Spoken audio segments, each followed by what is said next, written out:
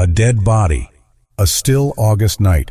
A mist is rising slowly from the fields and casting an opaque veil over everything within eyesight.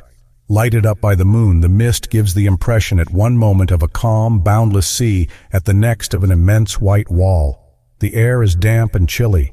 Morning is still far off.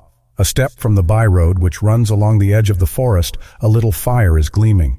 A dead body, covered from head to foot with new white linen, is lying under a young oak tree. A wooden icon is lying on its breast. Beside the corpse, almost on the road, sits the watch, two peasants performing one of the most disagreeable and uninviting of peasants' duties. One, a tall young fellow with a scarcely perceptible mustache and thick black eyebrows, in a tattered sheepskin and bark shoes, is sitting on the wet grass, his feet stuck out straight in front of him, and is trying to while away the time with work. He bends his long neck and, breathing loudly through his nose, makes a spoon out of a big crooked bit of wood. The other, a little scraggy, pockmarked peasant with an aged face, a scanty mustache, and a little goat's beard, sits with his hands dangling loose on his knees and without moving gazes listlessly at the light. A small campfire is lazily burning down between them, throwing a red glow on their faces. There is perfect stillness. The only sounds are the scrape of the knife on the wood and the crackling of damp sticks in the fire. "Don't you go to sleep, Sioma," says the young man. I am not asleep," stammers the goat-beard. "That's all right. It would be dreadful to sit here alone. One would be frightened. You might tell me something, Sioma." I can't." "You are a queer fellow, Siomushka. Other people will laugh and tell a story and sing a song, but you, there is no making you out. You sit like a scarecrow in the garden and roll your eyes at the fire. You can't say anything properly. When you speak, you seem frightened. I dare say you are 50, but you have less sense than a child. Aren't you sorry that you are a simpleton?" "I am sorry," the goat-beard answers gloomily, "and we are sorry to see your foolishness, you may be sure. You are a good-natured, sober peasant, and the only trouble is that you have no sense in your head. You should have picked up some sense for yourself if the Lord has afflicted you and given you no understanding. You must make an effort, Sioma. You should listen hard when anything good's being said, note it well, and keep thinking and thinking. If there is any word you don't understand, you should make an effort and think over in your head in what meaning the word is used. Do you see? Make an effort. If you don't gain some sense for yourself, you'll be a simpleton and of no account at all to your dying day." All at once, a long, drawn-out moaning sound is heard in the forest. Something rustles in the leaves as though torn from the very top of the tree and falls to the ground. All this is faintly repeated by the echo. The young man shudders and looks inquiringly at his companion. "It's an owl at the little birds," says Sioma gloomily. "Why, Sioma, it's time for the birds to fly to the warm countries." "To be sure, it is time." "It is chilly at dawn now. It is cold. The crane is a chilly creature. It is tender. Such cold is death to it. I am not a crane, but I am frozen. Put some more wood on." Sioma gets up and disappears in the dark undergrowth. While he is busy among the bushes, breaking dry twigs, his companion puts his hand over his eyes and starts at every sound. Sioma brings an armful of wood and lays it on the fire. The flame irresolutely licks the black twigs with its little tongues. Then suddenly, as though at the word of command, catches them and throws a crimson light on the faces, the road, the white linen with its prominences where the hands and feet of the corpse raise it, the icon.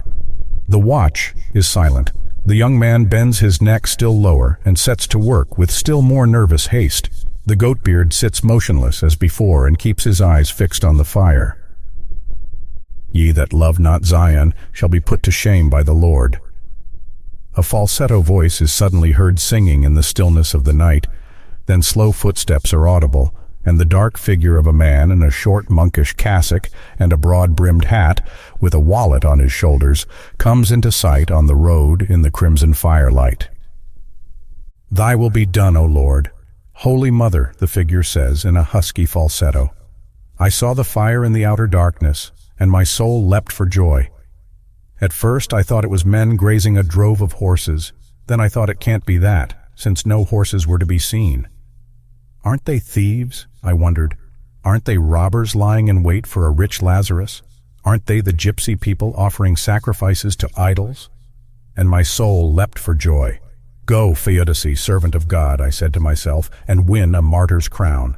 And I flew to the fire like a light-winged moth.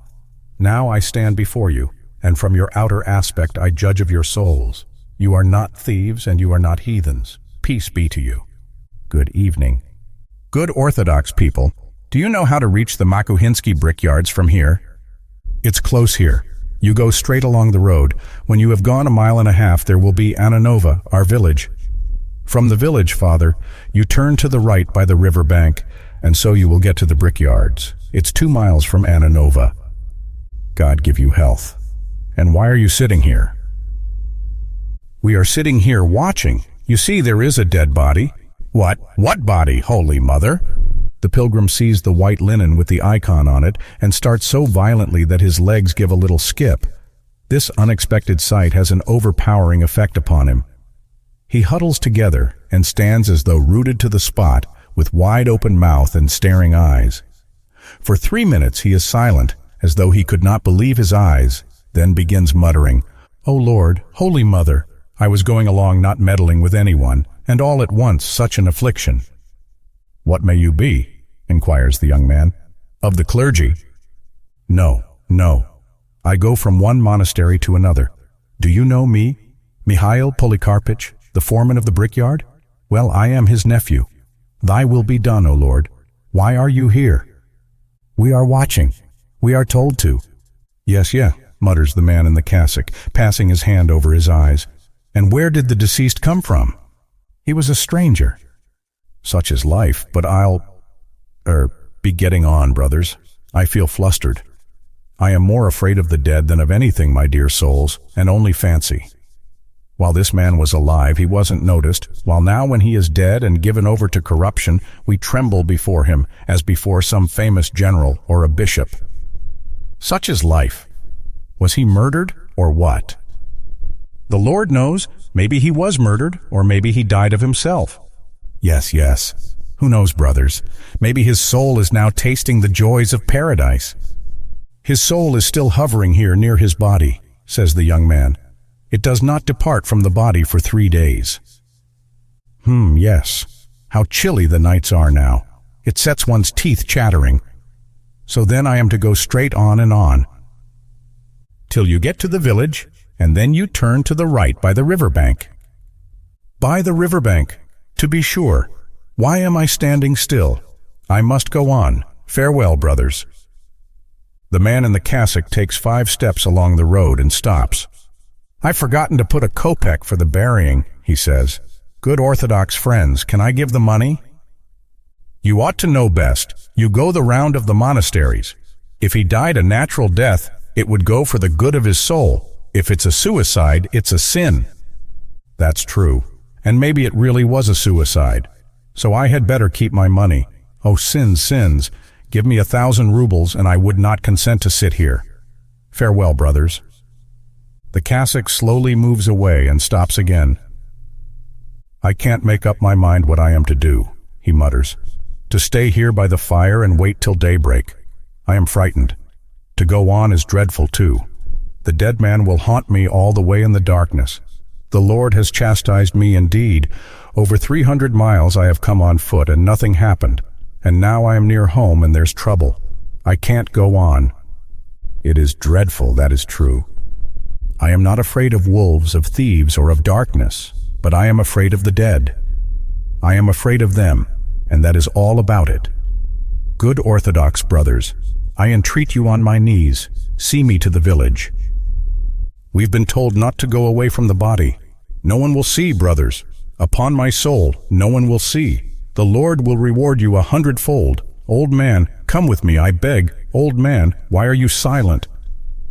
He is a bit simple, says the young man. You come with me, friend. I will give you 5 kopecks.